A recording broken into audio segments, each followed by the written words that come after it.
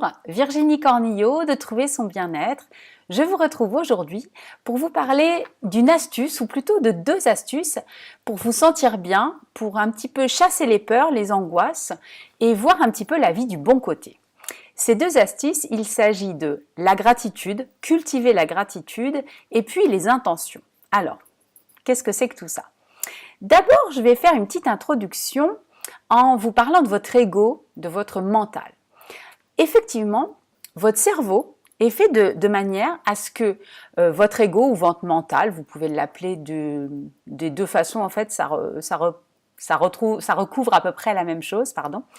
Votre mental, il a tendance naturellement à retenir ce qu'il y a de négatif, ce qu'il y a de dangereux dans vos expériences passées. Donc ça correspond à une mémoire, un petit peu comme votre disque dur, qui a enregistré, qui a intégré dans votre mental, dans votre cerveau, tout ce qui est négatif, en fait, en vue de vous éviter de vous remettre en danger physiquement ou psychiquement.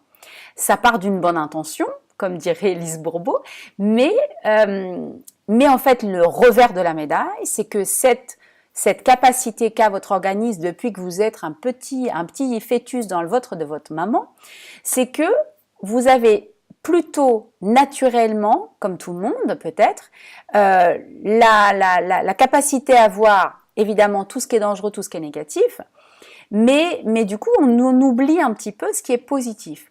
Et après ça, on nous dit faut être optimiste. C'est pas si facile. Et en fait, c'est pas naturel, j'ai envie de dire. Il faut le travailler. Alors, pour ça, en fait, on va créer un petit sentier du positif là où il existe une autoroute du négatif. Je m'explique. On va faire une métaphore.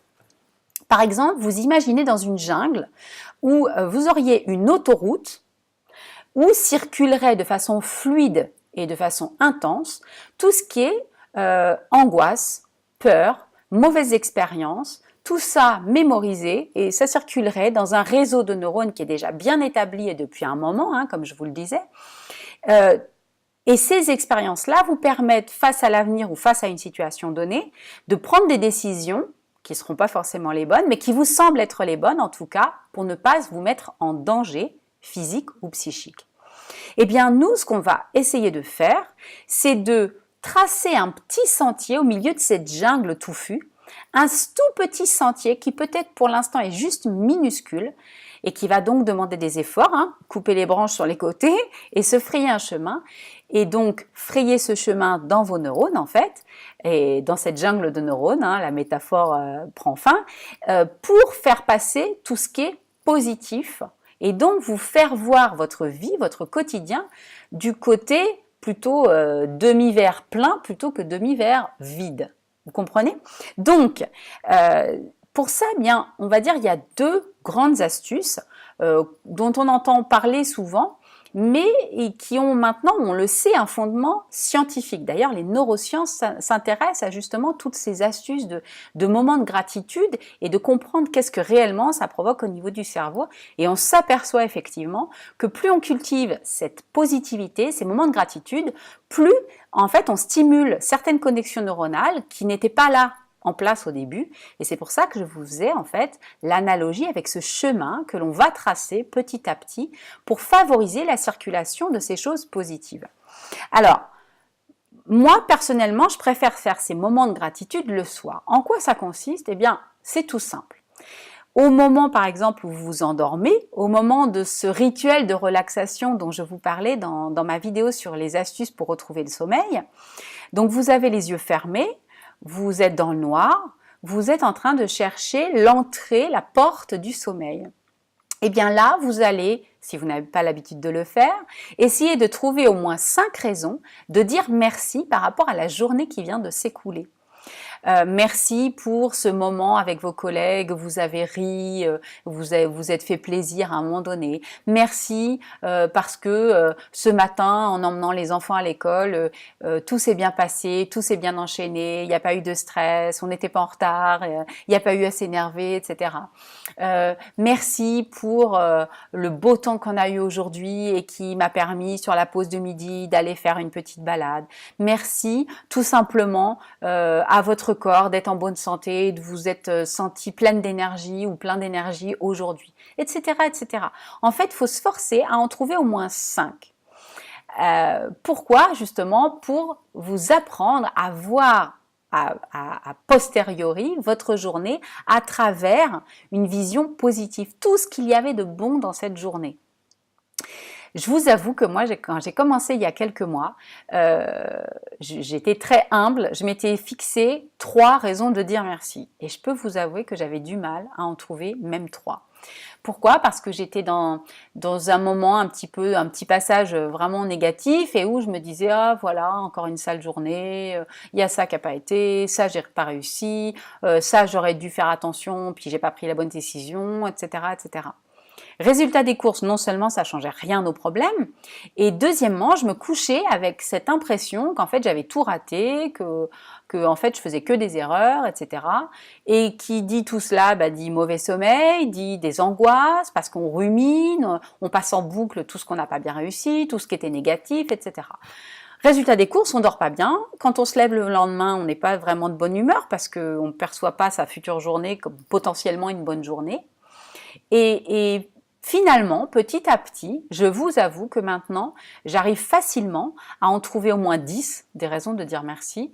Et je vais même vous dire, j'arrive pas tellement à aller au-delà parce que tout simplement, je m'endors.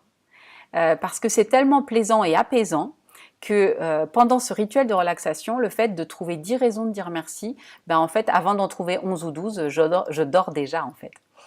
Donc, je vais pas vous dire que c'est facile, et que vous allez tout de suite voir, oh là, ça y est, je suis devenue une optimiste incontrôlable. Mais la réalité, c'est que vraiment sur du long terme, ça change vraiment votre façon de voir les choses et ça change en fait même physiologiquement votre fonctionnement du cerveau. Donc ça, c'est une astuce qui est primordiale. Et la deuxième petite astuce dans laquelle je suis un peu plus novice, il faut admettre, c'est ce qu'on appelle les intentions.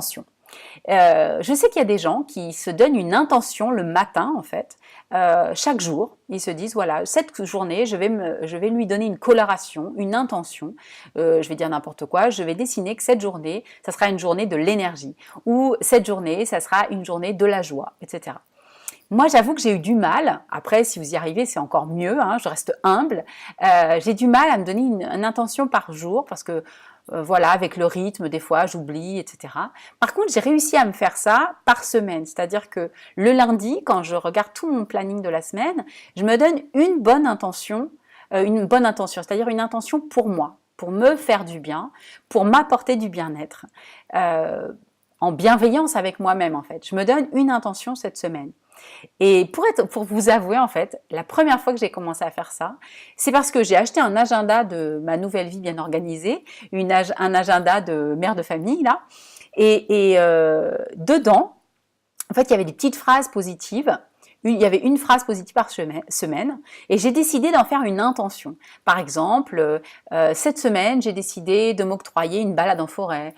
Cette semaine, je vais me trouver un moment pour me faire un bain aux huiles essentielles.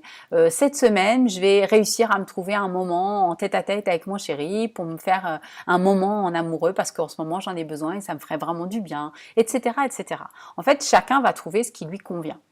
Et cette intention, vous allez voir que ça permet en fait de vos idées positives qui pourraient rester à l'état de rêve, entre guillemets, ça vous permet de passer à l'action. C'est-à-dire que à partir du moment où on la note comme une intention, véritablement, on se dit quand est-ce que je vais le planifier? Et du coup, ça va devenir une réalité. Et ces deux choses, les moments de gratitude le soir et l'intention qu'on se donne une fois par semaine ou une fois par jour, ça vous donne une coloration positive à votre quotidien. Et je vous assure, ça aide vraiment à voir les choses du côté positif et à donner une énergie et à se sentir vraiment mieux. Alors, essayez. Je vous rappelle qu'il faut toujours essayer de passer à l'action parce que connaître la théorie, c'est une chose, mais en gros, ça ne fera pas changer votre vie. C'est à vous de passer à l'action. C'est à vous de savoir, de prendre la décision, de se dire maintenant, j'ai envie de me faire du bien, j'ai envie de me sentir bien.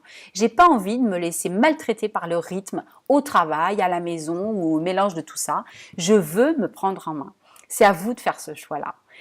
n'oubliez pas, vous méritez de vous sentir bien dans votre vie, de trouver votre bien-être. Si vous n'avez pas encore téléchargé d'ailleurs le guide sur les incontournables pour lutter contre le burn-out, le lien est sous la vidéo. Ça n'arrive pas qu'aux autres et ça sera déjà un bon début pour voir où vous en êtes dans votre bien-être. Allez, à bientôt et j'espère que ces astuces vous serviront.